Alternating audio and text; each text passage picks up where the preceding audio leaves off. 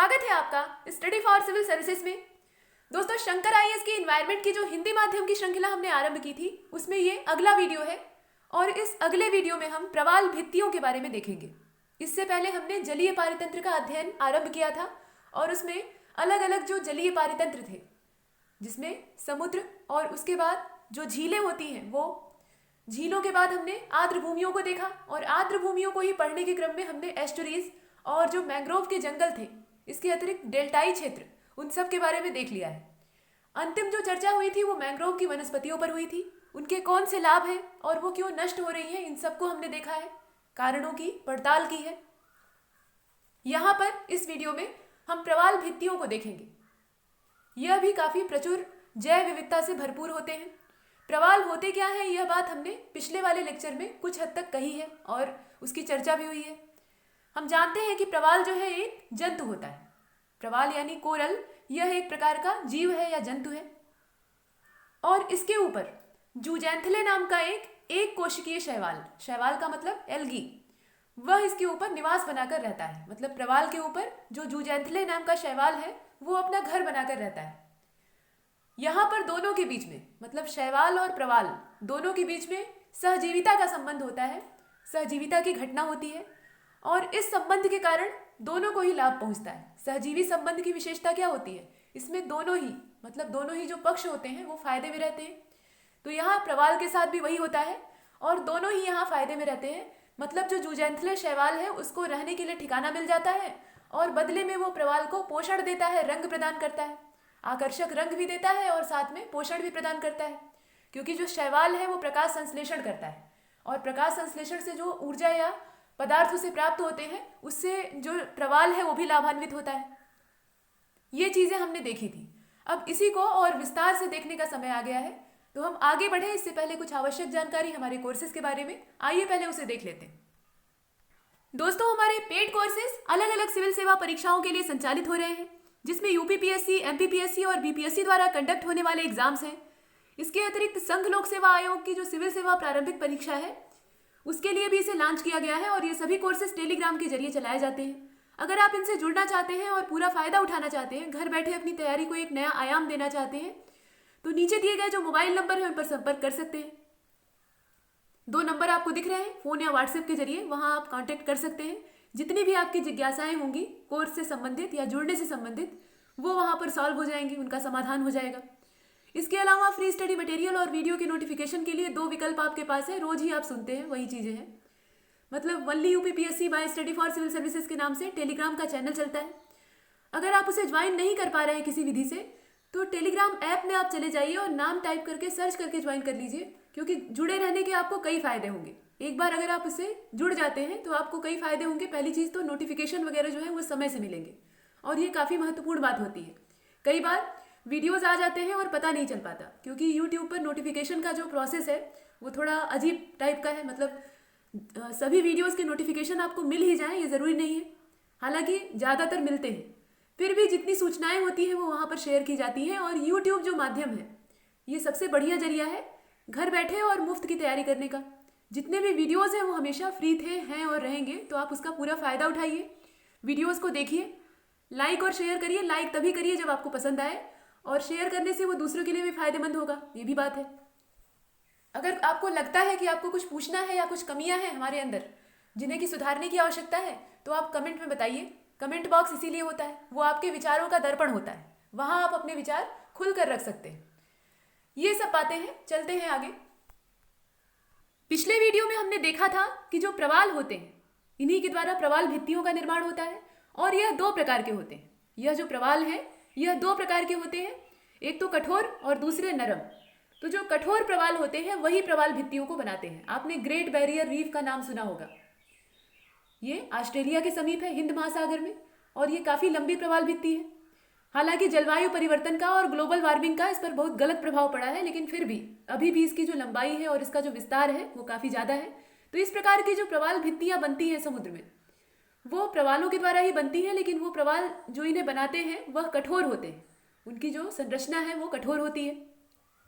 इसके अतिरिक्त हमने ये भी देखा कि प्रवालों की जो जैव विविधता होती है और पारिस्थितिकी उत्पादकता दोनों ही काफ़ी ज़्यादा होती है। और यही कारण है कि इन्हें समुद्र का वर्षावन कहा जाता है। जैसे पृथ्वी पर जो स्थलीय खंड हैं वहाँ वर्षावन पाए जाते हैं, वैसे ही समुद्र में इन्हें वर्षावन की संज्ञा दी गई है। क्यों? क्योंकि दोनों ही जैव विविधता से युक्त होते हैं। वर्षावनों में भी जैव विविधता प्रचुर मात्रा में होती है और ठीक वैसे ही यहाँ प्रवालों के आसपास भी पाई जाती है। अपने देश में कहाँ कहाँ है? तो अपने देश में अगर अवरोही क्रम में देखें, अवरोही क्रम में हमने पिछले वाले वीडियो में भी देखा था, यहाँ एक बार इसका रिवीजन जैसा हो रहा है। तो अंडमान निकोबार द्वीप समूह जो है वहाँ पर ज़्यादा मात्रा में। इसके बाद मतलब प्रजातीय विविधता की बात की जा रही है, यहाँ मात्रा की बात नहीं हो रही है। जो प्रजातियों की विभिन्नता है या विविधता है उसकी चर्चा हो रही है। तो अंडमान निकोबार द्वीप समूह, इसके बाद लक्षद्वीप, मन्नार की खाड़ी और कच्छ की खाड़ी, ये प्रवाल भित्तियों की अवस्थिति की जगह है, स्थान है। इसके अलावा हमने देखा कि प्रवाल भित्तियां या प्रवाल जहाँ पाए जाते हैं वह जलीय क्षेत्र बहुत ज़्यादा गहरा नहीं होता, बहुत ज़्यादा गहराई में इनकी एग्जिस्टेंस नहीं पाई जाती और यह प्रायः गर्म और स्वच्छ समुद्री जल में होते हैं। गर्म का मतलब ऐसा नहीं कि खौलता हुआ पानी, एक औसत तापमान वाला, मतलब जैसे हल्का गर्म पानी जो होता है, या ये कह लीजिए कि ना तो बहुत ज़्यादा ठंडा हो ना बहुत ज़्यादा गर्म हो, ऐसे जल में इनका निवास होता है, वही इनके लिए उपयुक्त होता है। अगर बहुत ज़्यादा गर्म जल हो जाएगा तब भी इनका विनाश हो जाएगा, और अगर बहुत ज़्यादा ठंडा जल हो जाएगा तब भी इनका विनाश हो जाएगा। तो ये इनके लिए परिस्थितियाँ होती हैं। और ज़्यादा लवण वाला जल जो है ये भी प्रवाल के लिए ठीक नहीं माना जाता। जैसे हमने देखा कि मैंग्रोव वह लवण युक्त जल में अपने आप को व्यवस्थित कर लेते हैं, अनुकूलित कर लेते हैं, लेकिन यहाँ पर जो प्रवाल हैं वो अपने आप को ढाल नहीं पाते और अंत में मर जाते हैं, वो लवण युक्त जल को बर्दाश्त नहीं कर पाते। और जो शैवाल इसके ऊपर घर बनाकर रहता है जूजैंथले नाम का, वह प्रवाल को प्रकाश संश्लेषण की क्रिया द्वारा पहली चीज तो ऑक्सीजन देता है, क्योंकि प्रकाश संश्लेषण की क्रिया में बाहर निकलने वाला उत्पाद ऑक्सीजन होता है। प्रकाश संश्लेषण की क्रिया वनस्पतियां करती हैं, उसमें वो कार्बन डाइऑक्साइड का सेवन करती है और बदले में ऑक्सीजन का उत्सर्जन करती हैं। तो वही काम यहाँ शैवाल करता है। इससे जो प्रवाल है, प्रवाल क्या है? ये जंतु है, वनस्पति नहीं है, तो इसको ऑक्सीजन की जरूरत है। तो वह ऑक्सीजन उसे इस शैवाल के द्वारा प्राप्त होती है। यहाँ पर सहजीवी संबंध का हम फायदा देख रहे हैं, दोनों के बीच में जो सहजीविता है उसका लाभ क्या है ये देखा जा रहा है। और इसके अलावा जो शैवाल होते हैं वो इन प्रवालों को एक आकर्षक रंग देते हैं, जिस रंग के वो खुद होते हैं उसी रंग के प्रवालों को भी बना देते हैं। वैसे जो प्रवालों का मूल रंग होता है, अपना जो कलर होता है वो सफेद होता है, ये रंग विहीन होते हैं।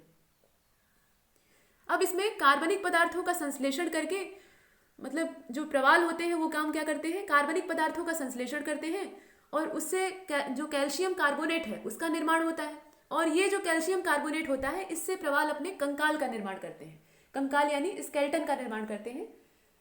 इस तरीके से जो प्रवाल होते हैं वह शैवालों को आवास देते हैं और जो शैवाल होते हैं वो प्रवालों को भोजन देते हैं। तो ये सब चर्चाएं थी और आप यहाँ जो चित्र देख रहे हैं ये प्रवाल का है। अब चलते हैं आगे और थोड़ा इसे और विस्तार से देख लेते हैं। साथ में ये भी देख लेते हैं कि इन्हें किस तरह का संकट है और उसके बचाव के लिए हमें क्या करना है। आइए, पीडीएफ में आप देख रहे हैं प्रवाल भित्तियों के बारे में दिया हुआ है। देखिए एक एक करके इन्हें पढ़ लेते हैं। तो प्रवाल यानी कोरल, प्रवाल हिंदी में और कोरल अंग्रेजी में, यह वास्तव में एक जीवित जानवर है, मतलब वही है, जंतु है। और यहाँ पर प्रवाल और शैवाल के बीच में सहजीवी संबंध होता है। शैवाल कौन? जो इसके ऊपर घर बनाकर रहते हैं। तो इस प्रकार से दोनों में सहजीवी संबंध होता है। और सहजीवी संबंध है क्या? यहाँ पर सहजीवी संबंध की अगर हम बात करें तो उसमें क्या होता है? दो जीव जातियां आपस में सहजीवी संबंध बनाकर रहती हैं, दोनों को ही इसमें लाभ पहुंचता है। ये स्पर्धा का विपरीत रूप है, विलोम है। स्पर्धा में यानी जो कंपटीशन होता है उसमें दोनों ही पक्षों को हानि पहुंचती है, दोनों को कुछ न कुछ नुकसान उठाना पड़ता है। लेकिन सहजीवी संबंध में दोनों को ही फायदा होता है, दोनों ही फायदे में रहते हैं और ये बड़ा अच्छा संबंध होता है, लंबी निभती है। और यहाँ भी वही चीज़ है। यहाँ पर जूजैंथले नाम का एक सूक्ष्म शैवाल ये प्रवाल के साथ रहता है और यह समुद्र तल में रहने की बजाय, मतलब जो शैवाल है उसे समुद्र की सतह में रहना चाहिए, लेकिन उसे प्रकाश संश्लेषण करना होता है। तो अगर वो तलहटी में चला जाएगा, मतलब शैवाल की बात हो रही है, अगर वो तलहटी में चला गया तो वहाँ वो प्रकाश संश्लेषण कैसे कर पाएगा? उसके लिए दिक्कत है, क्योंकि सूर्य का प्रकाश उतना गहराई में पहुँच नहीं पाएगा। तो प्रकाश संश्लेषण करने में और भोजन बनाने में इसे सुविधा हो, इसलिए ये ऊपर की सतह पर रहना चाहता है। लेकिन ऊपर रहना चाहेगा तो दिक्कत है, समुद्र का जल स्थिर नहीं होता, समुद्र में जल धाराएं प्रवाहित होती हैं, उस पर अलग अलग तरह की गतिविधियां होती हैं। तो ये स्थिर नहीं रह पाएगा, एक जगह टिक कर अपने भोजन का निर्माण नहीं कर पाएगा। तो इसे ठिकाना चाहिए होता है, समुद्र की सतह पर इसे ठिकाने की आवश्यकता होती है और वो ठिकाना इसे मिलता है इन प्रवालों के ऊपर। यहाँ ये स्थायी रूप से टिक कर प्रकाश संश्लेषण करता है, अपने भी भोजन बनाता है, खाता है और प्रवाल को भी खिलाता है। तो ये चीज़ें हैं। यहाँ पर सहजीवी संबंध इनके बीच में होता है। यह समुद्र की सतह के करीब होते हैं, मतलब प्रवाल भित्तियों की बात हो रही है, और यहाँ पर शैवालों को ज़्यादा मात्रा में प्रकाश प्राप्त होता है। तो प्रकाश के लालच में ये प्रवालों के ऊपर घर बनाकर रहता है, क्योंकि प्रकाश ही इसका मुख्य स्रोत है भोजन बनाने का। अब देखिए, प्रवाल के ऊतक वास्तव में प्रवाल भित्तियों को सुंदर रंग प्रदान नहीं करते हैं। ये बात हम देख चुके हैं। प्रवालों का जो मूल रंग होता है वो क्या होता है? सफ़ेद होता है। तो ये कहाँ से सुंदर लगेंगे? हालांकि सफ़ेद रंग भी खराब नहीं होता, लेकिन जितना रंगीन चीज़ अच्छी लगती है उतनी ब्लैक एंड वाइट अच्छी नहीं लगती। जैसे पुराने ज़माने के टीवी होते थे, टेलीविज़न, तो वो कैसे होते थे? ब्लैक एंड वाइट होते थे। और आजकल के जो टीवी हैं उनको पूछिए ही मत। ऐसा लगता है कि चित्र में से जो चीज़ है वो बाहर निकल कर आ जाएगी। जैसे कोई शेर है या कोई विलेन है, वो मार धाड़ करते हुए सीधा स्क्रीन से बाहर आ जाएगा, ऐसा हमें लगता है। मतलब चित्र जो है वो ज़्यादा जीवंत दिखाई देते हैं, उसमें सजीवता ज़्यादा होती है। तो ऐसा क्यों होता है? रंगों की वजह से होता है। अभी वही चित्र जो आप आजकल के बड़े बड़े अच्छे जो स्टैंडर्ड टेलीविज़न है उन पर देखते हैं, उन्हीं को अगर ब्लैक एंड वाइट दिखा दिया जाए तो वैसा महसूस नहीं होगा। आपको लगेगा कि वो मतलब स्क्रीन के अंदर ही है और हम एक सामान्य फिल्म देख रहे हैं। लेकिन अभी उसको उसमें कलर इफेक्ट डाल दिया जाए, उसको रंगीन कर दिया जाए, और फिर देखिए वही चीज़ जीवंत हो जाएगी। जैसे आपने कभी चित्र बनाए होंगे बचपन में, या अभी भी अगर आपको चित्रकारी का शौक होगा, तो जब आप पेंसिल से चित्र बनाते हैं, तो पेंसिल से चित्र बनाते हैं तो वो सादा रहता है। सफ़ेद कागज़ पे आपने कोई चित्र बना लिया और पेंसिल से बनाया, वो रंग विहीन है तो देखने में उतना अच्छा नहीं लगता, आपने चाहे जितना भी बढ़िया क्यों ना बनाया हो। और अभी उसमें रंग डाल दीजिए, मतलब रंग भर दीजिए, और फिर देखिए वो कितना अच्छा लगेगा। तो वही चीज़ है, यहाँ पर जो शैवाल होते हैं वो इन प्रवालों को रंगीन कर देते हैं, इनमें रंग भर देते हैं। वैसे तो इनका अपना कलर होता ही है, ये सफ़ेद रंग के होते हैं, लेकिन उस सफ़ेद रंग की तुलना में जो रंग बिरंगा इनका स्वरूप है वो ज़्यादा आकर्षक होता है। तो ये काम करते हैं जो शैवाल होते हैं, वो इन्हें सजाने का काम भी करते हैं, खिलाते पिलाते हैं और सजाते भी हैं। और करें भी क्यों ना, क्योंकि ये मकान मालिक होते हैं। मतलब जो प्रवाल होते हैं वो मकान मालिक की तरह होते हैं, मकान देते हैं किराए पर और शैवाल उसी में रहते हैं। तो किराएदार का इतना तो फर्ज बनता ही है। अब चलिए नीचे देखिए। अब प्रवाल दो प्रकार के होते हैं। यहाँ आप देख सकते हैं प्रवाल दो तरीके के होते हैं। पीछे आपने सुना था एक मुलायम शैवाल होते हैं, एक कठोर शैवाल होते हैं, माफ़ कीजिएगा प्रवाल होते हैं। यहाँ शैवाल और प्रवाल मिलते जुलते हैं, तो वहाँ कंफ्यूज नहीं होना है। प्रवाल जो है वो जंतु है। अब यहाँ जो हार्ड कोरल है, यानी कठोर प्रवाल है, हार्ड मतलब कठोर और कोरल मतलब प्रवाल, इन्हीं के द्वारा प्रवाल भित्तियों का निर्माण होता है। यहाँ आप देख सकते हैं केवल जो कठोर प्रवाल होते हैं वही भित्तियों का निर्माण करते हैं। इनकी जो कठोर संरचना होती है वही इन्हें भित्ति बनाने में सहायता करती है। अच्छा, भित्ति का मतलब क्या होता है? ये जो भित्ति शब्द आप देख रहे हैं इसका मतलब क्या है? ऐसे बना हुआ है, इसका मतलब होता है दीवार, जिसे कि आप वाल कहते हैं। भित्ति शब्द का मतलब है दीवार। दीवार जो है वो सामान्य चलताऊ हिंदी है, और भित्ति जो है ये शुद्ध तत्सम हिंदी का शब्द है। तो यहाँ पर भित्ति का इस्तेमाल किया गया है, प्रवाल भित्ति। इसका निर्माण जो कठोर प्रवाल है वही करते हैं। अब प्रवाल भित्तियों के निर्माता छोटे जानवर हैं जिन्हें पॉलिप कहा जाता है। ये पॉलिप क्या है? ये छोटे छोटे जंतु होते हैं जो कि प्रवाल भित्तियों का निर्माण करते हैं। इनका नाम याद रखिएगा, पॉलिप। जैसे ही ये पॉलिप्स बढ़ते हैं और फिर मर जाते हैं, वे अपने चूना पत्थर, अब चूना पत्थर का मतलब यहाँ पर अगर उसे रासायनिक रूप में देखें तो कैल्शियम कार्बोनेट, तो ये चूना पत्थर से बने हुए अपने कंकाल छोड़ देते हैं। मतलब ये जो छोटे छोटे जीव हैं, इनके मरने से जो इनका स्केलेटन होता है, इनका जो कंकाल होता है, वह वहीं रह जाता है अवशेष के रूप में। और ये जो कंकाल है, ढांचा है, वो चूना पत्थर का बना होता है, यानी कैल्शियम कार्बोनेट का बना होता है। हमारी हड्डियों में कैल्शियम की बहुतायत होती है, तो वैसे ही इसका भी जो ढांचा होता है उसमें कैल्शियम कार्बोनेट प्रचुर मात्रा में होता है। और चूना पत्थर के ये कंकाल नए पॉलिप द्वारा आबाद किए जाते हैं। मतलब इस प्रकार से कॉलोनी बनती है। जो मरे हुए पॉलिप होते हैं उनके ऊपर फिर नए पॉलिप जो हैं वो आकर अपनी बस्ती बना लेते हैं, वो अपना काम करते हैं, फिर उनकी भी मृत्यु होती है, उनके भी ढांचे इकट्ठे होते हैं। तो ऐसे ही कंकालों का ढेर वहाँ इकट्ठा होने लगता है, मतलब एक गुच्छा जैसा बनने लगता है, और ये बन जाती हैं भित्तियाँ। तो असल में जो प्रवाल भित्ति है वो असल में क्या है? एक मरे हुए पॉलिप के अस्थि पंजर है। और एक नहीं अनेक ऐसे होते हैं, मतलब जितने भी पॉलिप्स मृत्यु को प्राप्त होते हैं उनकी हड्डी जो है या ढांचे जो हैं वो वहाँ रह जाते हैं। और उन्हीं ढांचों के एक जगह इकट्ठा होने से, लंबाई तक इकट्ठा होने से, लंबाई और चौड़ाई दोनों, इस प्रकार से बनती है प्रवाल भित्तियाँ। अब एक बात और है, देख लीजिए। और हाँ, ये चूना पत्थर यानी कैल्शियम कार्बोनेट से बने हुए कंकाल होते हैं। उष्णकटिबंधीय और उपोष्णकटिबंधीय पानी में ये जो प्रवाल भित्तियां हैं ये पाई जाती हैं, इनकी उपस्थिति यहाँ पर होती है। ठंडे जो जलीय क्षेत्र हैं, मतलब ठंडे क्षेत्रों का मतलब है हम उच्च अक्षांशों की ओर बढ़े तो ऐसे जो क्षेत्र हैं यहाँ पर गहरे पानी में प्रवाल पाए जाते हैं। देखिए, प्रवाल जो है वो ठंडे क्षेत्र में भी पाए जाएंगे लेकिन ऊपर नहीं मिलेंगे। हमने देखा है कि हमारी पृथ्वी पर हमने काल्पनिक अक्षांश बना रखे हैं, बीच में विषुवत रेखा है जिसे कि हम 0 डिग्री इक्वेटर यानी अक्षांश कहते हैं। यहाँ पर इक्वेटर को हम 0 डिग्री पर नापते हैं। इसके बाद जैसे जैसे हम ऊपर बढ़ते हैं या जैसे जैसे हम नीचे की ओर आगे बढ़ते हैं, मतलब ध्रुवों की ओर जाते हैं, कुल मिलाकर यहाँ पर उत्तरी ध्रुव हो गया और यहाँ हमारा दक्षिणी ध्रुव हो गया। तो जैसे जैसे हम इनकी ओर बढ़ते हैं वैसे वैसे तापमान में कमी आती है। निम्न अक्षांशों से उच्च अक्षांशों की ओर बढ़ने पर यहाँ जो इक्वेटर का हिस्सा है यहाँ 0 डिग्री मान है। इसे आप ऐसे देख लीजिए, ये है हमारी पृथ्वी, बीच में है विषुवत रेखा यानी इक्वेटर, यहाँ पर 0 डिग्री ये कोणीय मान है अक्षांश रेखा का। इसके बाद जैसे जैसे हम ऊपर जाएंगे इसमें वृद्धि होगी और एकदम जब हम पोल पर पहुंच जाएंगे यानी ध्रुवों पर पहुंच जाएंगे तो वहां पर इसका मान 90 अंश हो जाएगा। तो 0 से 90 अंश का जो फासला है, जैसे जैसे हम इसे तय करते हैं तो ऊपर जाने पर तापमान में कमी आती है। तो इस वाले क्षेत्र में भी समुद्री क्षेत्र है और समुद्र है तो वहाँ प्रवाल होने चाहिए, होते हैं, प्रवाल होते हैं लेकिन ऊपर नहीं पाए जाते। इस क्षेत्र में जहाँ पर ठंडी जलवायु है यहाँ पर प्रवाल ऊपरी सतह पर नहीं होते जैसे कि उष्णकटिबंधीय क्षेत्रों में पाए जाते हैं। हमने देखा कि उष्णकटिबंधीय और उपोष्णकटिबंधीय जो क्षेत्र हैं वहाँ पर प्रवाल ये उथले जल में पाए जाते हैं, जहाँ जल की गहराई बहुत ज़्यादा नहीं होती और उन्हें प्रकाश संश्लेषण के लिए जो शैवाल है उन्हें भोजन भी प्राप्त होता रहता है। और जल कैसा होना चाहिए, उसमें हल्की गर्मी होनी चाहिए, इसके अलावा स्वच्छ होना चाहिए, लवण की मात्रा ज़्यादा नहीं होनी चाहिए। लेकिन यहाँ भी इनकी उपस्थिति होती है पर गहराई में होती है। ऊपर अगर रहेंगे तो ये ठंडी के शिकार हो जाएंगे, इन्हें ठंडी मार देगी और ये मर जाएंगे। तो ये गहराई में रहते हैं और उस गहराई में रहकर ये अपना जीवन यापन करते हैं।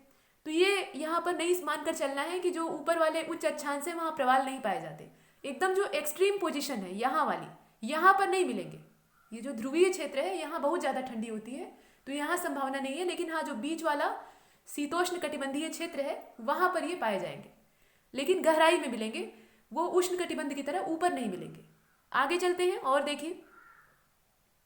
देखिए संयुक्त राष्ट्र पर्यावरण कार्यक्रम की रिपोर्ट है। जो संयुक्त राष्ट्र पर्यावरण कार्यक्रम है इसकी रिपोर्ट है। इसका पूरा नाम क्या है? UNEP, इसे आप जानते हैं, यूनाइटेड नेशन इन्वायरमेंटल प्रोग्राम, उसी को हम हिंदी में कहते हैं संयुक्त राष्ट्र पर्यावरण कार्यक्रम। तो इसकी एक रिपोर्ट है और रिपोर्ट क्या है कि उष्णकटिबंधीय प्रवाल भित्तियों की तुलना में दुनिया भर में ठंडे पानी की प्रवाल भित्तियां ज़्यादा पाई जाती हैं। ये एक बड़ी बात है, इनके बारे में हम देर से जान पाए। जो ऊपर वाली प्रवाल भित्तियां थी वो तो हमको दिखाई दे गई, मतलब जो शोधकर्ता थे उनको दिख गई पहले, तो उसके बारे में पता लग गया। तो लंबे समय तक लोग यही मानने लगे कि प्रवाल ऐसे ही क्षेत्रों में मिलते हैं जहाँ पर जल अपेक्षाकृत थोड़ा गर्म होता है, तापमान में गर्मी होती है। लेकिन कुछ समय बाद जब और गहराई से रिसर्च हुआ, मतलब पानी के अंदर की जो चीज़ें हैं उन्हें जानने के जो प्रयास हैं वो तेज हुए, तो पता लगा कि प्रवाल सिर्फ ऊपर ही नहीं मिलते बल्कि नीचे भी पाए जाते हैं। और जहाँ ठंडा क्षेत्र होता है वहाँ नीचे होते हैं। और ये नीचे वाले जो प्रवाल हैं इनकी तादाद ज़्यादा होती है, इनकी संख्या ज़्यादा होती है। मतलब ये है कि जो शीत क्षेत्र हैं, ठंडे पानी वाले जो प्रवाल हैं वो ज़्यादा मात्रा में यहाँ पर पाए जाते हैं। अब देखिए, इस प्रकार की जो प्रवाल भित्तियाँ हैं इनकी संख्या ज़्यादा है तो उदाहरण भी बनता है। अब इन भित्तियों के निर्माण में केवल 6 अलग अलग प्रकार की जो प्रवाल प्रजातियाँ हैं, मतलब प्रवालों में भी अलग अलग जातियाँ होती हैं, तो जो 6 अलग अलग प्रकार की प्रवालों की जातियाँ हैं वो इस प्रकार की भित्तियों के निर्माण में जुड़ी हुई होती हैं, उनका सहयोग होता है। किस प्रकार की भित्तियों की बात हो रही है? जो ठंडे पानी वाली है उनकी। और सबसे बड़ी ठंडे पानी की जो प्रवाल भित्ति है वो यहाँ पर आप देख लीजिए। जो सबसे बड़ी ठंडे पानी की प्रवाल भित्ति है वो नॉर्वे की रॉस्ट रीफ है। यहाँ पर रॉस लिखा है, ये असल में रॉस्ट है। इसका जब उच्चारण करेंगे और स्पेलिंग देखेंगे ये ऐसी स्पेलिंग होती है, रॉस्ट रीफ। ये कहाँ पर है? ये नॉर्वे में है। और आप जानते हैं कि नॉर्वे जो क्षेत्र है वो ठंडा प्रदेश है, मतलब आर्कटिक वृत्त के दायरे में आने वाला क्षेत्र है। वहाँ पर जो ध्रुव ज्योति की घटना होती है जिसे कि आप अरोरा बोरियालिस कहते हैं, वो काफ़ी अच्छी दिखाई देती है, काफ़ी खूबसूरत नज़ारा होता है। तो नॉर्वे कई मामलों में अनोखा है और उसका जो अनोखापन है उसमें यह भी शामिल है जिसे कि हम रॉस्ट रीफ के नाम से जानते हैं। और नॉर्वेजियन जो लैंग्वेज है वहाँ पर ओ को ऐसे बनाते हैं, ऐसे बनाते हैं, इस तरीके से।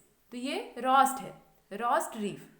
ये कहाँ पर है? ये नॉर्वे में आती है, मतलब नॉर्वे के दायरे में आती है, और ये सबसे बड़ी ठंडे पानी की प्रवाल भित्ति है। और गर्म जल की अगर प्रवाल भित्ति की बात करें तो आप जानते हैं ग्रेट बैरियर रीफ है, लेकिन यहाँ ठंडे पानी की अगर बात करें तो ये रॉस्ट रीफ है, ये नॉर्वे में है, ये याद रखिएगा। अब चलते हैं आगे।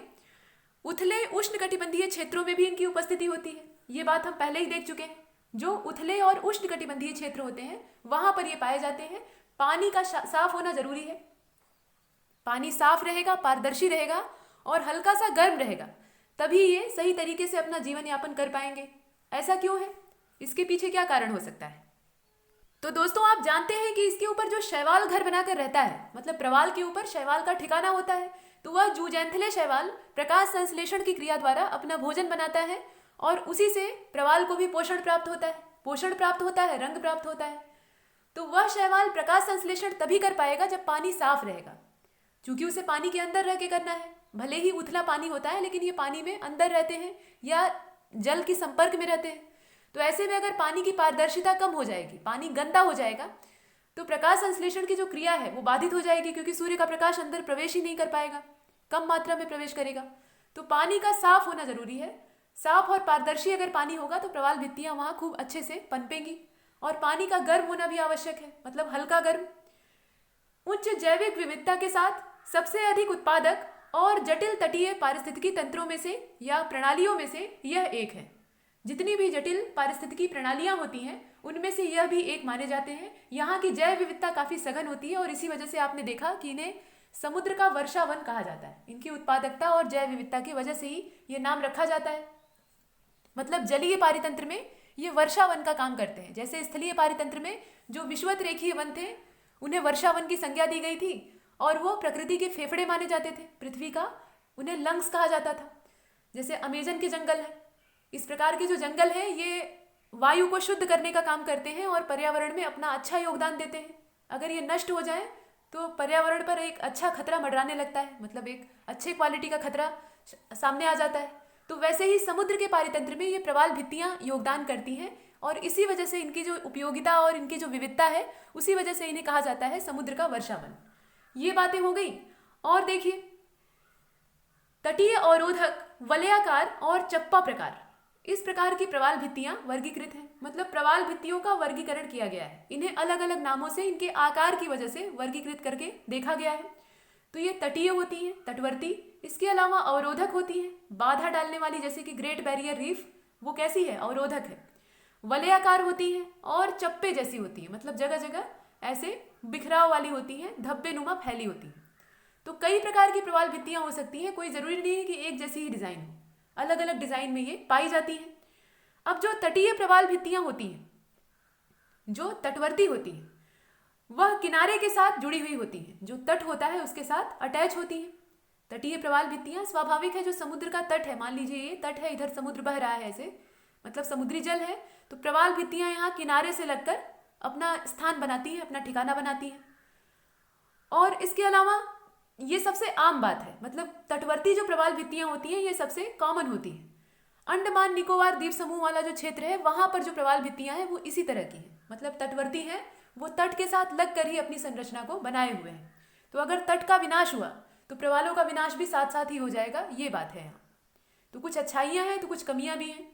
इसके बाद जो दूसरी बात इसमें कही गई है वो ये है कि चप्पा प्रवाल भित्ति यह पृथक और असंतुलित चकत्ते होते हैं। जैसे मान लीजिए ये समुद्र का पानी है, ऐसे फैला हुआ, समुद्र विशालकाय है ही है, मतलब महासागरों की बात हो रही है, उसमें जगह जगह ये चप्पों के रूप में, मतलब जैसे धब्बों के रूप में, पैचेस के रूप में फैली हुई है।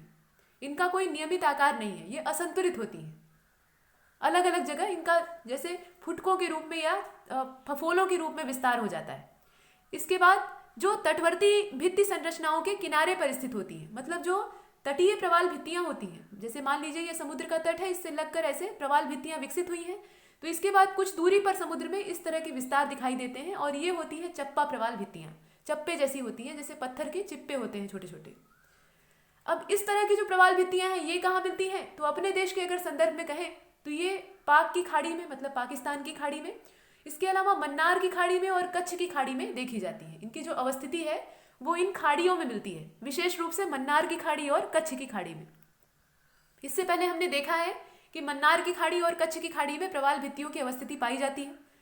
अब अवरोधक प्रवाल भित्तियां जो है वह रेखीय अपतटीय भित्ति संरचनाएं हैं। ये रेखीय होती हैं, एक रेखा में होती हैं, अपतटीय होती हैं। और कैसी हैं ये भित्ति संरचनाएं? तो है ही है, यह तटीय रेखाओं के समांतर चलती हैं। जो तट रेखा समुद्र की होती है उसके ये समांतर चलती हैं। अब समांतर चलने का मतलब ये है कि ये तट से मिलती नहीं है, उससे कुछ दूरी बनाकर ये उसी के डिजाइन में चलती रहती है। और चट्टान और तट के बीच के जल निकाय को लैगून कहा जाता है। मतलब ये जो प्रवाल भित्ति है, यहाँ पर मान लीजिए ये तट है समुद्र का और ये बीच में ऐसे प्रवाल भित्ति बन गई, तो बीच वाला जो क्षेत्र है, बीच में जल रुकेगा और इस तरह का जो क्षेत्र है ये लैगून कहलाता है। अब लैगून वाला जो क्षेत्र है वो कहाँ कहाँ बन सकता है? तो निकोबार और लक्षद्वीप, यहाँ पर अवरोधक प्रवाल भित्तियां देखी जाती हैं। ये अवरोधक होती हैं, मतलब समुद्र के प्रवाह में अवरोध डालने का काम करती हैं। किसी द्वीप या जलमग्न पठार के चारों ओर, कोई भी द्वीप हो या जलमग्न पठार का मतलब है कि उसका जो कुछ हिस्सा है या एक बड़ा हिस्सा वो समुद्र के पानी में डूबा हुआ हो, तो इस पठार के चारों ओर वलय के रूप में जो प्रवाल भित्तियां बनती हैं उन्हें वलयाकार प्रवाल भित्ति कहते हैं। जैसे मान लीजिए समुद्र के बीच में ऐसे द्वीप है और किनारे किनारे पानी है, बीच में एक उभरा हुआ स्थलखंड है तो उसे हम द्वीप कहेंगे। बहुत बड़ा टुकड़ा है जमीन का तो उसे महाद्वीप कहेंगे, मतलब कॉन्टिनेंट कहेंगे।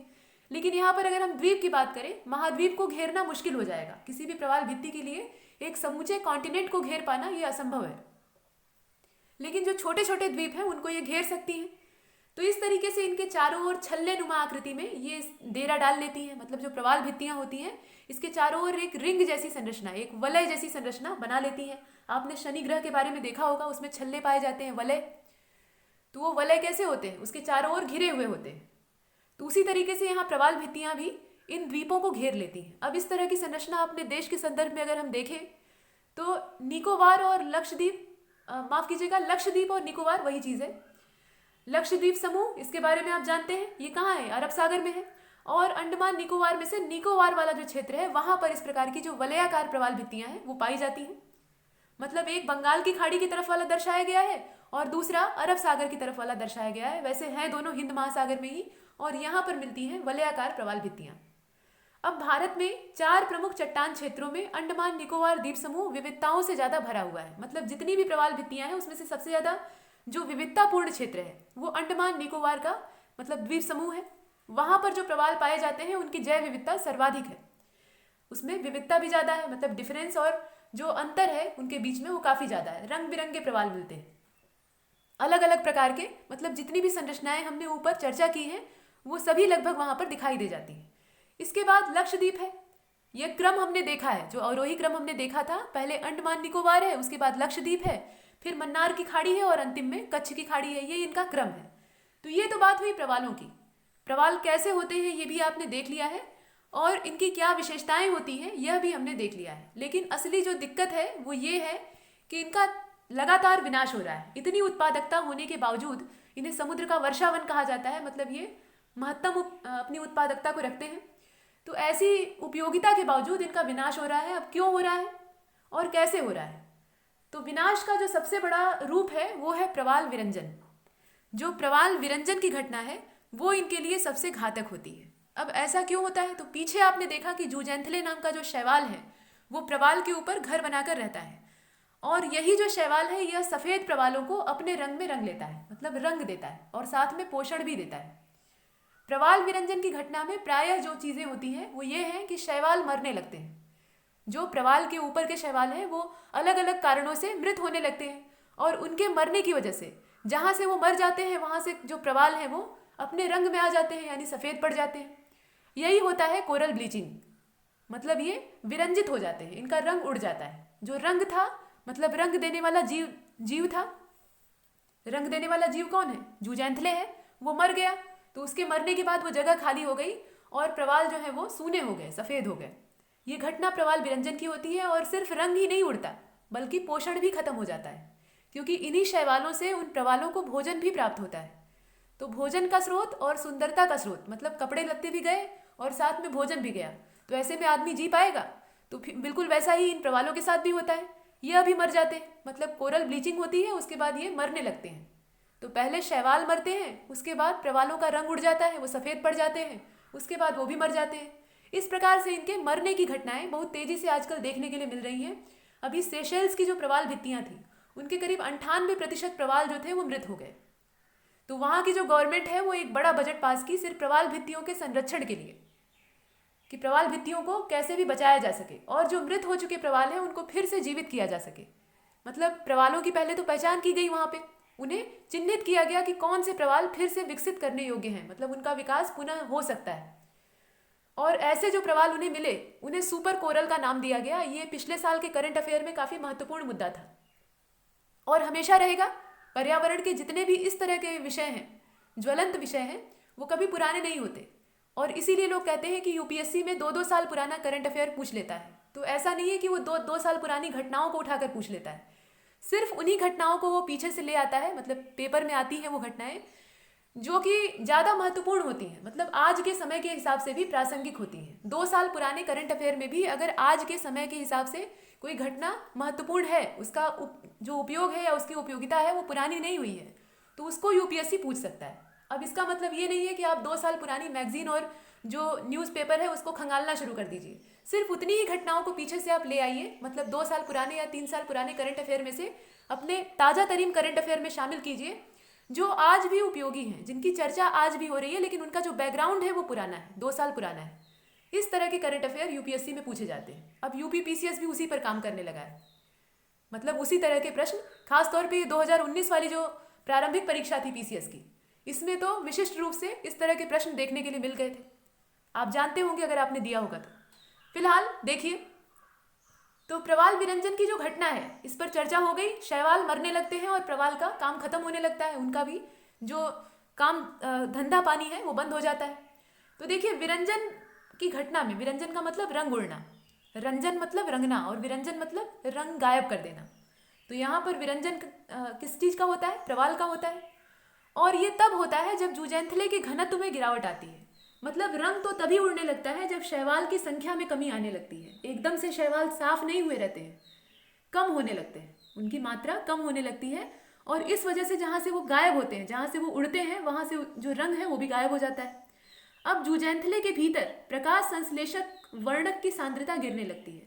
ये दोनों ही चीज़ें जब होती हैं, जरूरी नहीं है कि शैवाल मर ही जाए, शैवाल की जो गुणवत्ता है वो अगर खराब होने लगी, मतलब प्रकाश संश्लेषण वो ठीक प्रकार से नहीं कर पा रहा है, कहने का मतलब क्या है कि वो आईसीयू में भर्ती होने लायक कंडीशन में पहुंच गया है, बीमार हो गया है, तो ऐसे रोगी शैवालों की वजह से भी जो प्रवाल विरंजन है वो होने लगता है, क्योंकि ये रंग देने में सक्षम नहीं हो पाते, ये स्वस्थ नहीं रहते, रोगी हो जाते। जलवायु की जो अनियमितता है उससे इनमें रोग आ जाता है और ये प्रकाश संश्लेषण को सही प्रकार से नहीं कर पाते, और प्रकाश संश्लेषण जब नहीं कर पाएंगे तो जो पोषक तत्व ये बनाते हैं और प्रवालों को भी देते हैं वो कहाँ से मिलेगा। तो इस प्रकार से प्रवाल कमजोर भी हो जाएंगे और उनका रंग भी गायब हो जाएगा। तो ये दोनों ही वजहें होती हैं, एक तो जूजेंथले खत्म होने लगते हैं और दूसरे बीमार हो जाते हैं।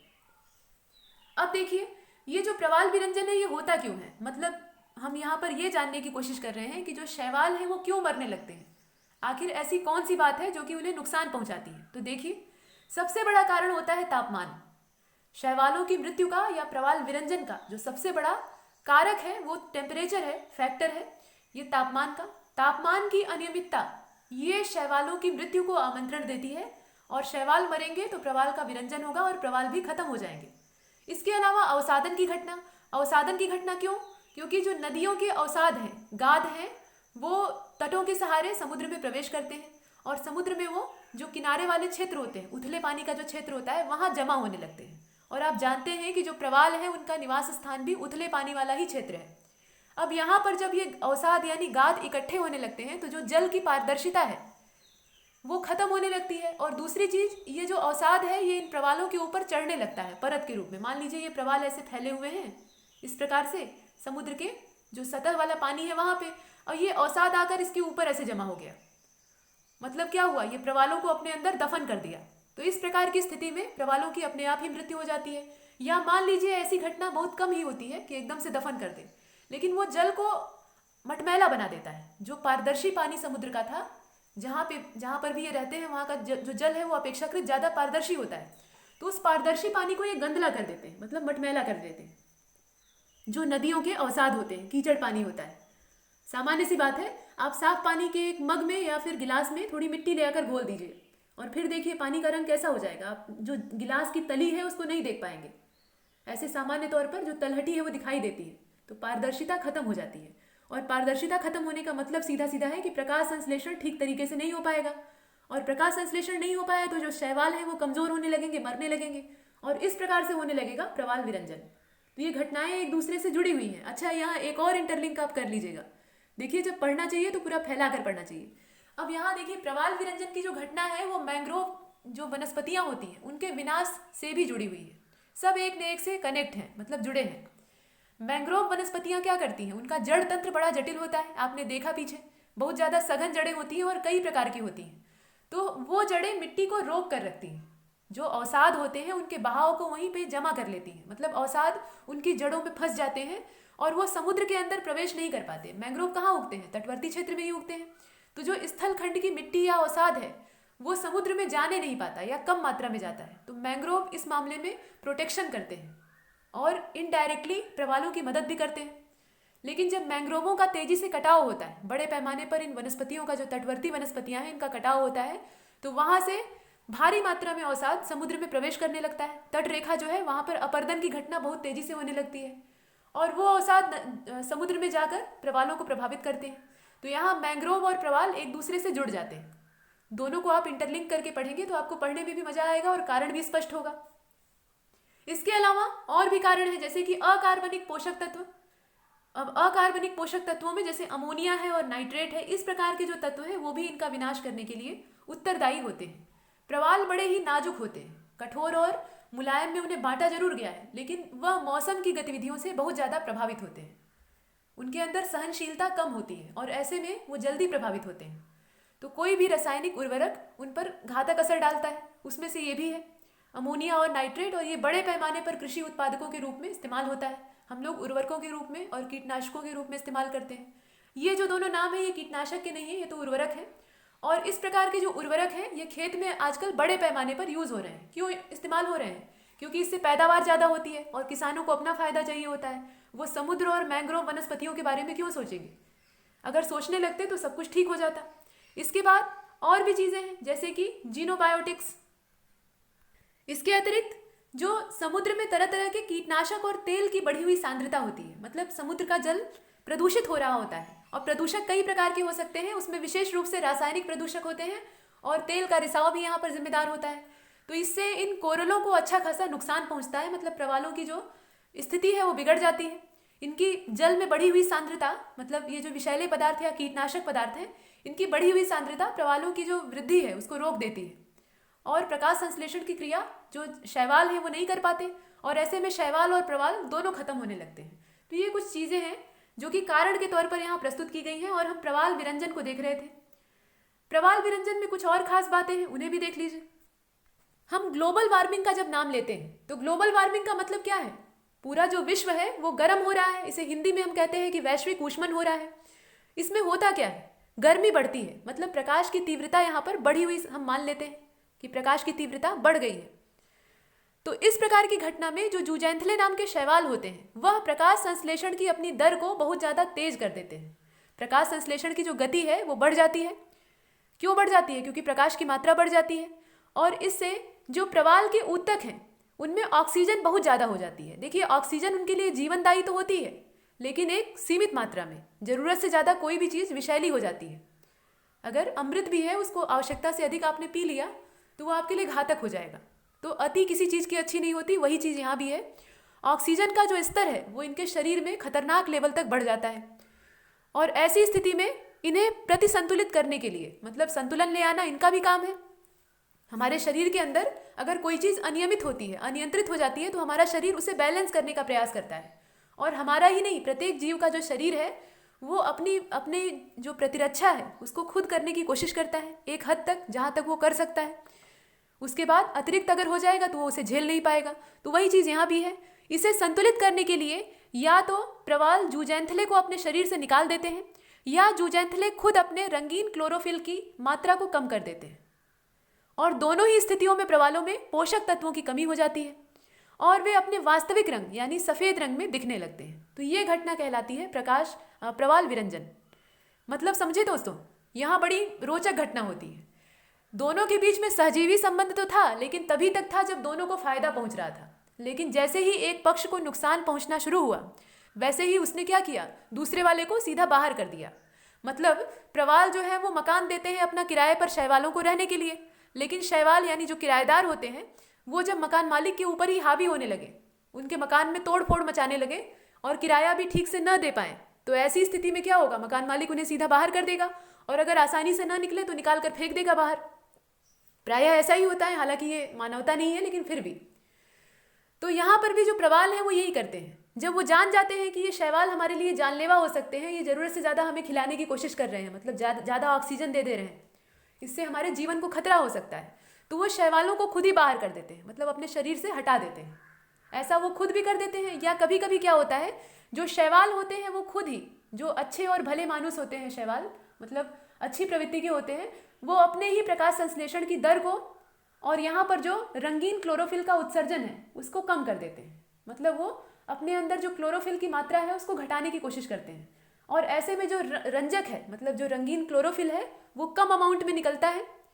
तो इस स्थिति में भी प्रवाल सफ़ेद दिखाई देने लगते हैं। मतलब दो कंडीशन यहाँ हो सकती है, एक तो प्रवाल खुद ही शैवालों को निकाल बाहर करे, तो ऐसे में जो शैवाल का कवर उसके ऊपर था रंगीन वाला वो हट गया, तो उसका जो मूल शरीर का रंग है वो दिखने लगता है, मतलब सफ़ेद रंग।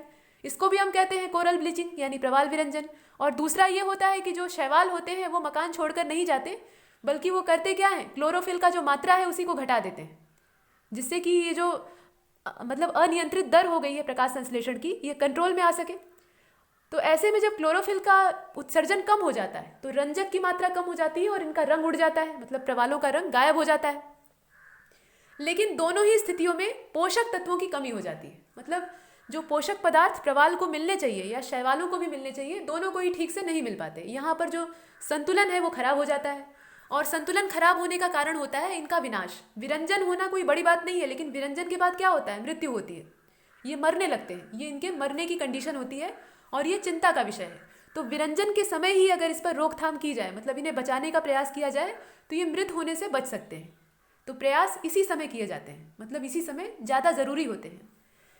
अब देखिए, प्रवालों को इस बड़ी संख्या में मरने से और उन पर आश्रित अनेक जीव जंतुओं का जो जीवन है, मतलब प्रवाल जो है जब मरने लगते हैं, आपने देखा कि पहले विरंजन होता है और उसके बाद इनकी मृत्यु होने लगती है। और आप ये भी जानते हैं कि ये जैव विविधता से प्रचुर होते हैं, मतलब इनमें बहुत सारे जीव जंतुओं का ठिकाना होता है, इनके जो स्केलेटन होते हैं उसमें। तो ये जो जीव जंतु हैं ये बेचारे बेघर हो जाते हैं, इनके आवास पर संकट आ जाता है, इनके जीवन पर संकट आ जाता है। और इस प्रकार से जो पूरा पारितंत्र था, वहाँ का जो पूरा पारिस्थितिकी तंत्र था, बायोम था, वो असंतुलित हो जाता है, उसमें बैलेंस खराब हो जाता है। क्योंकि जो समुद्री पारितंत्र है, समुद्र का पारितंत्र आप जानते हैं बहुत बड़ा है, बहुत ज़्यादा विशाल है, लेकिन उसमें प्रवाल एक की स्टोन प्रजाति के रूप में माने जाते हैं। प्रवालों को एक की स्टोन प्रजाति के रूप में देखा जाता है। अब प्रश्न ये उठेगा कि की स्टोन प्रजाति क्या होती है, तो इस पर भी चर्चा होगी। की स्टोन होती क्या है प्रजातियां, मतलब ये कम मात्रा में होती हैं लेकिन किसी भी पारितंत्र को बहुत अच्छे लेवल पर प्रभावित करती हैं, इनकी विशेषता यही होती है। जो की स्टोन प्रजातियां होती हैं, कोई भी जीव हो सकता है, प्रवाल हो सकते हैं या कोई भी जीव हो सकता है, लेकिन अगर वो इस श्रेणी में आएगा तो वो किसी भी पारितंत्र पर जहाँ भी वो प्रवेश करेगा उस पर अच्छा खासा असर डालेगा। तो वैसे ही प्रवाल भी होते हैं, इनके बारे में और विस्तृत चर्चा होगी, की स्टोन के बारे में हम देखेंगे। और देख लीजिए, प्रवाल विरंजन के जो कारण हैं उनमें कुछ और भी कारण हैं, जैसे कि कोरल खनन, कोरल का खनन भी होता है। अब पूछिए क्यों क्यों इन प्रवालों को खोदा जाता है, यहाँ से भी कुछ मिलता है क्या? तो देखिए, दो चीज़ें मिलती हैं। एक तो इससे औषधियाँ बनती हैं, आयुर्वेद में बहुत सारी भस्म और बहुत सारी औषधियाँ ऐसी होती हैं जो कि प्रवालों से बनती हैं। तो प्रवालों का औषधियों के निर्माण के लिए भी खनन किया जाता है, खोद कर इन्हें निकाला जाता है। इन्हें सामान्य भाषा में मूंगा कहते हैं, मूंगे की चट्टानें। तो ये जो मूंगा होता है, इसे खोद कर औषधियों के उपयोग के लिए भी निकाला जाता है। और दूसरा एक जो ज्योतिष विद्या है, भारत में ज़्यादा प्रचलित है ज्योतिष विद्या, भविष्य जानने की कला। उसमें जो ज्योतिषी महाराज लोग होते हैं वो मंगल ग्रह की शांति के लिए मूंगा पहनने के लिए कहते हैं, रत्न के तौर पर इसका इस्तेमाल होता है। मूंगे को एक रत्न माना जाता है। हमारे हिंदू ज्योतिष शास्त्र जो है उसमें 9 प्रकार के रत्न माने गए हैं, 9 ग्रह हैं और उनके 9 रत्न हैं। तो मंगल ग्रह के लिए यह मूंगा नाम का रत्न निर्धारित किया गया है। तो इस मूंगा रत्न को पहनने की सलाह दी जाती है और इसके अलावा साज सज्जा के लिए भी इसे खोदा जाता है। मतलब आभूषण में इसको देखने में ये बड़ा सुंदर लगता है, इस वजह से इसका खनन करके इसे आभूषण बनाने के काम में भी लिया जाता है। तो कई उपयोग हैं, आपने देखा ज़्यादातर औषधीय महत्व है। उसके बाद ज्योतिषीय उपयोग के लिए इसको खोदा जाता है, उसके लिए भी प्रवाल भित्तियों का विनाश किया जाता है। और दूसरी चीज़, आभूषणों में लगाने के लिए भी इसका खनन होता है। ये सब कुछ उपयोग है, इस वजह से इन्हें खोद कर नष्ट किया जाता है। एक स्थान से खनन हुआ तो आसपास के जो प्रवाल हैं वो भी उजड़ने शुरू हो जाते हैं। इसके अलावा मछली पकड़ने की जो तकनीक है उससे भी इनका विनाश होता है। मछली पकड़ने के लिए मनमाने तरीके से जहाँ मन किया वहीं जाल डाल दिए, जहाँ मन किया वहीं अंकुश डाल दिए और जितना मन चाहा उतना खींच लिए। तो इससे क्या होगा, जो प्रवाल भित्तियाँ हैं वो टूटने लगती हैं, जगह जगह से खंडित होने लगती हैं और उनके ऊपर संकट मंडराने लगता है। अवसादों में वृद्धि है, आपने देखी ली है। अवसाद की वजह से प्रकाश संश्लेषण बाधित हो जाता है। एल नीनो की जो घटना होती है इससे भी समुद्र के तापमान में वृद्धि होती है। जो तापमान है वो बढ़ता है और ज़्यादा बढ़ा हुआ तापमान इनके लिए घातक हो जाता है। क्यों घातक होता है ये आप पीछे देख ही चुके हैं। जो प्रकाश संश्लेषण की दर है वो बहुत ज़्यादा बढ़ जाती है। वैसे में दो घटनाएं हो सकती हैं, या तो शैवाल ही बाहर चला जाए मतलब अपनी मर्जी से, या प्रवाल उसको बाहर निकाल दे, तो प्रवाल विरंजन होना स्वाभाविक है। इसके अतिरिक्त जो विवर्तनिकी उत्थान होता है वह भी इसके पीछे जिम्मेदार होता है। ये एक बड़ी बात है। पृथ्वी अपनी संरचनाओं में लगातार बदलाव करती है। ये बदलाव धीमा होता है। अंतर्जात और बहिर्जात बलों के बारे में आपने पढ़ा होगा। तो वहाँ पर ये जो इंडोजेनिक और एक्सोजेनिक फोर्स होते हैं ये करते क्या है, ये पृथ्वी की स्थलाकृति जो अंदर से है और जो बाहर से है उसमें परिवर्तन लाने का प्रयास करते हैं। ये परिवर्तनकारी बल होते हैं। तो इन बलों के द्वारा ये जो विवर्तनिकी का सिद्धांत है इसके हिसाब से जो पृथ्वी की संरचना है उसमें लगातार बदलाव होते रहे हैं और हो भी रहे हैं। इनकी गति धीमी होती है, इस वजह से हम इन्हें महसूस नहीं कर पाते। तो ये जो बदलाव है इसमें उत्थान की घटना होती है। जैसे मान लीजिए कोई धंसा हुआ क्षेत्र है, ऐसे धंसा हुआ क्षेत्र है और यहाँ पर प्रवाल ने अपना घर बनाया है। प्रवाल भित्तियाँ यहाँ खूब मजे से रह रही हैं। अभी पृथ्वी ने क्या किया, नीचे से इसको उठाना शुरू कर दिया, पुश करना शुरू कर दिया ऊपर की तरफ। तो ये क्षेत्र क्या होगा, ऐसे उभर जाएगा। और इस तरह के उभरे हुए क्षेत्र पर पानी रुकेगा, कभी नहीं रुकेगा। और जब पानी ही नहीं रहेगा तो प्रवाल कहाँ से रहेंगे। तो इस तरह से प्रवाल भित्तियों का विनाश हो जाता है। मतलब जहाँ पर गहरी खाई थी या उथला क्षेत्र था वहाँ पर पर्वत खड़ा हो गया या ऊंचा सा टीला बन गया। तो इस प्रकार से जो प्रवाल भित्तियाँ थी उनका विनाश हो गया। कहा जाता है कि जो टेथिस सागर नाम की उथली जल संधि थी किसी समय, उसमें भी प्रवाल भित्तियों जैसी संरचना पाई गई थी। लेकिन टेथिस सागर की जगह पर आज क्या खड़ा है, हिमालय खड़ा है। तो उच्चावचों में लगातार परिवर्तन होते हैं और इसके पीछे जो विवर्तनिकी की घटना है, प्लेट टेक्टोनिक थियरी, वो जिम्मेदार होती है। तो यहाँ ये सब कारण है जो कि प्रवाल को नष्ट करने के पीछे उत्तरदायी होते हैं। आइए यहाँ एक और कॉन्सेप्ट देख लेते हैं जिसे कहते हैं निकेत। निकेत क्या होता है? निकेत की परिभाषा अगर हम देखें तो एक प्रजाति को जीवन जीने के लिए, कोई भी प्रजाति, कोई भी जीव की प्रजाति, उसको जीवन जीने के लिए जिन भौतिक, रासायनिक या जैविक, तीनों चीज़ें हैं, भौतिक, रासायनिक या जैविक कारकों की आवश्यकता होती है, जिंदा रहने के लिए उन्हें जिन जिन चीज़ों की आवश्यकता होती है उन सब को सम्मिलित रूप से निकेत कहते हैं। जो चीज़ें उसे जीवन जीने के लिए अनिवार्य हैं, चाहे वो जैविक हो, भौतिक हो या रासायनिक हो, वो सभी कारक यहाँ सम्मिलित रूप से कहलाते हैं निकेत।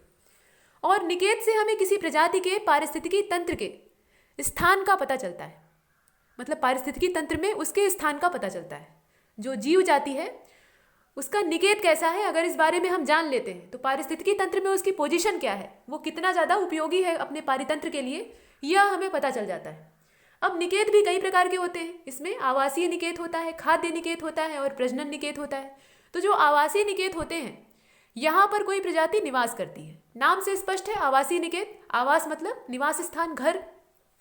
तो यहाँ पर कोई विशेष प्रजाति अपना घर बनाकर रहती है।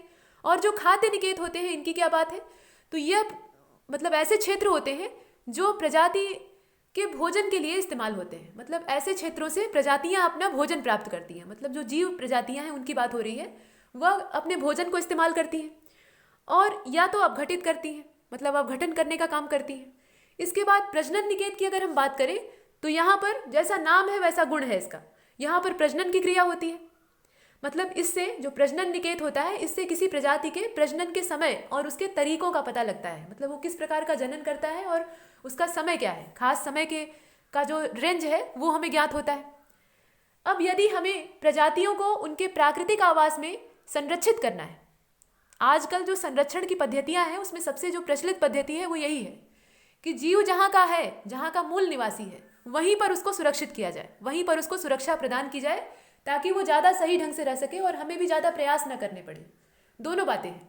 अपने मूल स्थान पर वह भी ज़्यादा खुलेआम रह सकेगा, स्वाभाविक तरीके से जी सकेगा, और सरकार को भी इसमें ज़्यादा एफर्ट नहीं लगाने होंगे, बस ऊपर से सुरक्षा देनी होगी। ऐसे अगर आप किसी जीव को किसी दूसरे वातावरण में ले आकर रख दीजिए और चाहिए कि वहाँ हम संरक्षित कर दें, तो ये बड़ा मुश्किल काम होता है। उसको उसके रहने लायक वातावरण आपको देना होगा। जैसे गैंडा है, गैंडा आप जानते हैं ये कीचड़ वाले क्षेत्र में रहता है और नम और आर्द्र जलवायु उसको चाहिए होती है, इसीलिए तो असम में पाया जाता है। काजीरंगा इसका मुख्य घर है।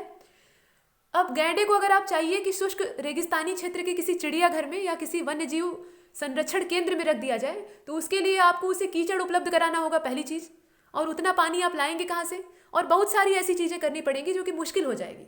तो इसलिए जो संरक्षण के उपाय हैं वो ज़्यादातर मूल स्थान पर ही किए जाएं तो बेहतर है। ये दोनों के लिए अच्छा होता है, संरक्षण करने वाले के लिए भी और संरक्षण पाने वाले के लिए भी।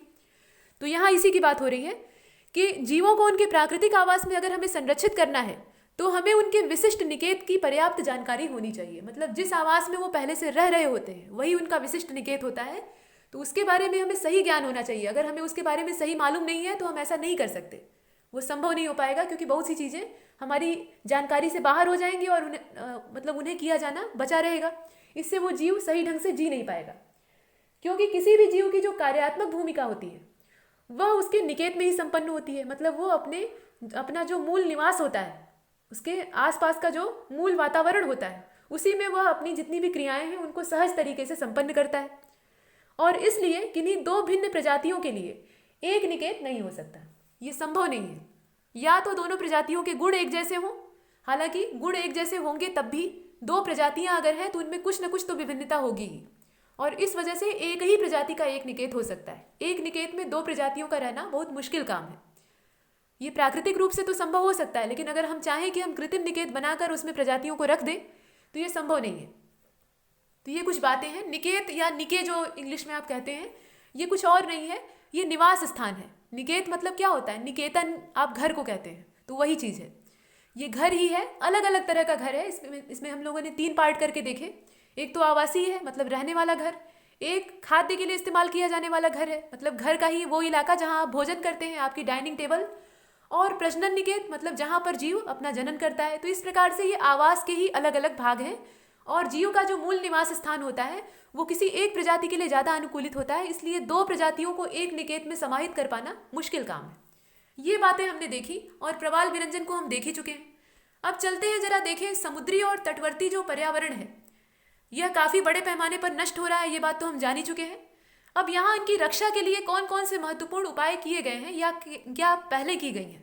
पहल का मतलब यहाँ पर कोई काम शुरू जब किया जाता है, पहले किसी काम को करने की जो शुरुआत होती है उसको कहा जाता है पहल करना। तो इस दिशा में कौन से काम पहले किए गए ये जानना आवश्यक है। उनके नाम नीचे दिया हुआ है, इन्हें हम एक एक करके देख लेते हैं। इसमें से पहला है तटीय महासागर निगरानी और पूर्वानुमान प्रणाली, जिसे कि हम यहाँ पर देख सकते हैं। इसका नाम है तटीय महासागर निगरानी और पूर्वानुमान प्रणाली। मतलब महासागर की हम निगरानी भी करेंगे और पूर्वानुमान भी लगाएंगे। किस चीज़ का पूर्वानुमान, तो आइए देख लेते हैं। 1991 से इसे लागू किया गया और तटीय जल के स्वास्थ्य का ये आकलन करता है। जो तटवर्ती समुद्री जल है उसके स्वास्थ्य का ये आकलन करता है कि मतलब उसकी गुणवत्ता कितनी रह गई है या कितनी नष्ट हुई है, और प्रदूषण से संबंधित मुद्दों के प्रबंधन की सुविधा देता है। जो प्रदूषण फैल रहा है उन पर नियंत्रण करने के लिए कौन कौन से प्रबंधन करने चाहिए, कौन सा इंतजाम हमें करना चाहिए, इसकी जानकारी और इसकी सुविधा ये उपलब्ध कराता है। इसकी शुरुआत हुई है 1991 से, यानी 1991 से। ये बड़ी बात है। इसकी तारीख याद रखिएगा, इसका नाम याद रखिएगा और इसका काम भी याद रखिएगा। नाम, काम और तारीख तीनों पता होनी चाहिए, क्योंकि प्रश्न कहीं से भी बन सकता है। तो तटीय जल के स्वास्थ्य का ये आकलन करता है और प्रदूषण से संबंधित मुद्दों के प्रबंधन की सुविधा देता है। अगला वाला जो है उसको देख लीजिए। इसी में मतलब तटीय महासागर निगरानी पूर्वानुमान प्रणाली, ये वाला जो है इसी में यह प्रदूषण निगरानी का काम करता है। मतलब प्रदूषण कितना मात्रा में फैला है या कितना कम हुआ है इसकी निगरानी करता है। संपर्क जुटाता है, मतलब संपर्क करने का काम करता है। विनियमन करता है और कानून और परामर्श सेवाओं को शामिल करने के लिए मतलब इसमें संशोधन भी किया गया है। देखिए, जो पुराने कार्यक्रम होते हैं उनको संशोधित किया जाता है, क्योंकि समय के साथ साथ जो ज़रूरतें हैं वो भी बदलती हैं। खासतौर पे अगर बात पर्यावरण और प्रकृति की हो रही हो तो यहाँ पर तो हर कदम कदम पर बदलाव होते हैं। समय बदलने के साथ साथ बहुत सारी चीज़ें बदल गई हैं। तो ऐसे में अगर संशोधन करके इसमें नई चीज़ों को घुसाया नहीं जाएगा तो ये उतनी उपयोगी नहीं रह जाएंगे, इनकी जो उपयोगिता है वो कम हो जाएगी। तो इसलिए यहाँ पर समय समय पर संशोधन किए जाते हैं। तो इसमें किया गया संशोधन कब हुआ था? ये हुआ था सन 2000 से लेकर 2001 वाली अवधि में। इसमें इस कार्यक्रम का पुनर्गठन किया गया और फिर से संशोधन किया गया। मतलब इसमें कौन कौन सी चीज़ें शामिल की गई हैं तो उनके नाम भी आप देख लीजिए। पहली चीज़ तो इसमें शामिल की गई प्रदूषण निगरानी। मतलब प्रदूषण पर नज़र रखना जरूरी हो गया, क्योंकि प्रदूषण का प्रतिशत 1991 से सन 2001 तक बहुत ज़्यादा बढ़ गया था। जिस समय इसका गठन किया गया उस समय प्रदूषण का प्रतिशत उतना ज़्यादा नहीं था तब भी, लेकिन इतना नहीं था जितना इस समय हो गया था। और आगे वाले जो सन हैं उनमें और ज़्यादा है। अभी तो हम काफ़ी आगे आ चुके हैं। तो इसलिए और इसके अलावा संपर्क स्थापित करने की जो संचार प्रणाली थी उसकी भी ज़रूरत महसूस हुई, तो उसको भी शामिल करने के लिए, और इसके अलावा जो कानूनी और परामर्श सेवाएं थी उनका भी इसमें मतलब उन्हें भी ऐड करने के लिए इस कार्यक्रम को संशोधित किया गया, फिर से इसे मॉडिफाइड किया गया। और ये जब संशोधित हो गया तो ये वर्तमान जो मतलब परिप्रेक्ष्य है उसमें ज़्यादा उपयोगी है। इसको हमने देखा, ये तटीय महासागर निगरानी और पूर्वानुमान प्रणाली थी। इसके बाद जो दूसरे नंबर पर है वह है land ocean interaction in the coastal zone. ये भी कोस्टल जोन का ही है, यानी तटवर्ती क्षेत्र का ही है। इसे LOICZ कहते हैं शॉर्टकट में, स्पेलिंग के तौर पर अगर देखें तो। L for land, O for ocean, I for interaction in the coastal zone, C for coastal और Z for zone. Coastal zone का मतलब क्या? तटवर्ती क्षेत्र। अब इसकी शुरुआत हुई है 1995 में। यह शुरू हुआ है 1995 में। तटीय क्षेत्र पर वैश्विक परिवर्तन के प्रभावों की ये जांच करता है। जो तटवर्ती इलाके हैं वहाँ पर विश्व स्तर पर कौन से परिवर्तन हो रहे हैं, सिर्फ देश तक ही इसकी निगाह सीमित नहीं रहती, ये पूरी वैश्विक निगरानी करता है और पता लगाता है कि वैश्विक परिवर्तन से जो तट हैं उन पर क्या असर पड़ रहा है, वहाँ की जो जैव विविधता है, वहाँ की जो अवस्थिति है वो कैसे बदल रही है। और वैज्ञानिक आधार पर तटीय वातावरण के एकीकृत प्रबंधन का जो विकास है उसके उद्देश्य से इसका विकास किया गया है, मतलब इसे बनाया गया है। वैज्ञानिक आधार इसमें लिया जाता है, मतलब साइंटिफिक तरीके से इसको संचालित किया जाता है और जो तटीय वातावरण है उसकी निगरानी की जाती है। तटों पर खतरा मंडरा रहा है, जैसे पर्यावरण संकट में है तो जो समुद्र के तट हैं, तटवर्ती इलाके, वह ज़्यादा संकट के घेरे में आते हैं। समुद्र का जो मध्यवर्ती भाग है वो उतना संकट के घेरे में नहीं आता। ऐसा क्यों है? क्योंकि मनुष्य की पहुंच वहां तक बहुत ज़्यादा नहीं है। आना जाना होता है, लेकिन ऐसा नहीं है कि जो समुद्र का मध्य भाग है, मध्य तो वैसे कहीं नहीं है, लेकिन फिर भी जहाँ गहराई वाले क्षेत्र हैं वहाँ पर मनुष्य की उतनी पहुँच नहीं है जितनी कि तटवर्ती भागों में है। और जो तटवर्ती भाग है वहाँ पर जैव विविधता के बहुत सारे भंडार हैं, तो ऐसे में उसका संरक्षण करना ज़रूरी हो जाता है और उसी की निगरानी के लिए यहाँ पर अलग अलग जो चीज़ें हैं, अलग अलग कार्यक्रम और संस्थाएं हैं, उनका विकास किया जाता है, उन्हें स्थापित किया जाता है। इसी क्रम में तीसरा है, इसे आप देख लीजिए, एकीकृत तटीय समुद्री क्षेत्र प्रबंधन, मतलब एकीकृत तटीय और समुद्री क्षेत्र प्रबंधन, ICMAM। ये जो कार्यक्रम है इसका मतलब क्या है? तो ये 1988 में शुरू हुआ। इसकी शुरुआत कब हुई ये याद रखिएगा, 1998 में शुरू हुआ। जो सबसे पहले वाला था वो 1991 में था। इसके बाद जो इससे पहले आपने देखा, मतलब land ocean interaction in the coastal zone, ये वाला जो कार्यक्रम है ये 1995 में शुरू हुआ। और उसके बाद ये जो अगला प्रयास है ये 1998 में शुरू किया गया, एकीकृत तटीय और समुद्री क्षेत्र प्रबंधन। इसका काम क्या था? तो यह तटीय और समुद्री क्षेत्रों के एकीकृत प्रबंधन का काम करता था। जैसा नाम है वैसा गुण है, मतलब एकीकृत प्रबंधन का काम इसके जिम्मे था। अब चेन्नई, गोवा और कच्छ की खाड़ी के लिए ये मॉडल योजना तैयार करने का भी काम किया। मतलब इसके द्वारा एक मॉडल योजना, एक आदर्श योजना तैयार की गई और उसके हिसाब से जो तटवर्ती क्षेत्र हैं, कहाँ कहाँ के, तो चेन्नई, गोवा और कच्छ के, उन पर ध्यान दिया जाएगा, उनका विकास किया जाएगा। चौथे नंबर पर है society of integrated coastal management. ये जो सोसाइटी है इसका काम क्या है? तो देखिए, इसे हम कहते हैं SICOM, यानी SICOM, society of integrated coastal management. यहाँ पर S for society, I for integrated, इसके बाद C फॉर कोस्टल, और यहाँ पर मैनेजमेंट के लिए यम का इस्तेमाल किया गया है। CO से यहाँ पर कोस्टल है, ये जो CO है इसका मतलब है कोस्टल, सिर्फ C नहीं, CO दोनों रहेगा।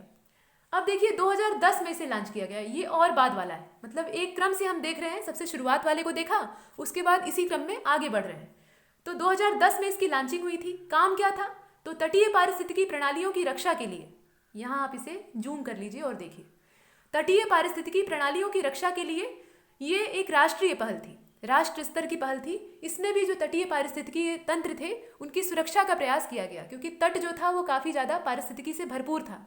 चाहे वो मैंग्रोव क्षेत्र हो या फिर प्रवाल भित्तियाँ हो या तटवर्ती जितनी भी चीज़ें हैं वो सब इसमें आती हैं। तो उनका संरक्षण करने के लिए इस सोसाइटी का गठन किया गया। और कब लॉन्च किया गया इसे? 2010 में। जो तटीय विज्ञान और प्रबंधन के अलग अलग पहलू हैं, अलग अलग क्षेत्र हैं, उनमें विशेषज्ञों के साथ एक पेशेवर निकाय की स्थापना की गई। यहाँ पर एक पेशेवर निकाय बनाया गया जिसे कि हम इस रूप में देख पा रहे हैं। तो ये असल में है क्या? ये तटीय पारिस्थितिकी की सुरक्षा के लिए बनाया गया एक पेशेवर निकाय है, एक प्रोफेशनल सिस्टम है। 5वें नंबर का आप देखिए, ये अंतिम है, तटीय विनिमय क्षेत्र या तटीय विनियमन क्षेत्र। इसे कहते हैं CRZ। CRZ। अब ये CRZ क्या है? तो 1991 इसकी जो स्थापना हुई है या इसका जो गठन हुआ है वो 1991 में हुआ है, लेकिन यहाँ समय समय पर इसका संशोधन किया जाता है। और इसके लिए जो संस्थान बनाया गया है उसका नाम है तटीय प्रबंधन के लिए संस्थान। ये जो तटवर्ती प्रबंधन है, मैनेजमेंट है, उसके लिए बना हुआ इंस्टीट्यूट है। और उसके हिसाब से ये क्षेत्र बांटे गए हैं जिनका नाम है CRZ यानी तटीय विनियमन क्षेत्र। इनकी स्थापना हुई थी 1991 में और जो अधिसूचना उस समय जारी हुई थी उसमें समय समय पर परिस्थिति के हिसाब से संशोधन किया जाता है। और इसका उद्देश्य क्या है? तो इसका उद्देश्य है भारत के तटीय हिस्सों की सुरक्षा करना। मतलब जितनी भी चीज़ें आपने अब तक देखी हैं सब तटों की सुरक्षा से जुड़ी हुई हैं।